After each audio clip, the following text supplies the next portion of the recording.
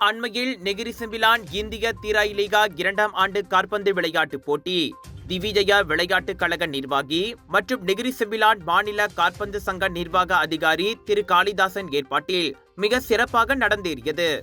வருடத்திற்கு ஒருமுறை ஏற்பாடு செய்யப்படும் இப்போட்டியில் 25 வயதுக்குட்பட்டவர்கள் கலந்து கொண்டனர். இந்நிகழ்வின் நிறைவு விழாவில் இளைஞர் மற்றும் விளையாட்டு மேம்பாட்டு நிர்வாக அதிகாரியும் நெகிரி செம்பிலான் காற்பந்து சங்கத்தின் துணைத் தலைவருமான YB டத்தோ ஹாஜி முஸ்தபா பின் நாகூர் கலந்து கொண்டது மேலும் சிறப்பை கூட்டியது. இப்போட்டியில் வெற்றியாளராக பூங்காராயா A அணியும் பஹாவுலுங்கா 2ஆம் நிலையிலும் வெற்றி வாகை சூடின. பூங்காராயா B மற்றும் திவிஜயா SC அணியினர் 3ஆம் இடத்தை தட்டி சென்றனர்.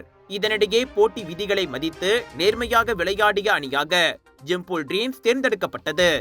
அதோடு சிறந்த பூங்காராயா A அணியை சேர்ந்த சசிதரன் சிறந்த கோல் கீப்பராகவும் நேசமணி சிறந்த கோல் ஷூட்டராகவும் அங்கீகரிக்கப்பட்டனர். நிகழ்வின் முத்தாய்ப்பாக பூங்காராயா A அணியை சார்ந்த திரிஷன் சிறந்த காற்பந்து விளையாட்டு வீரராக தேர்ந்தெடுக்கப்பட்டார்.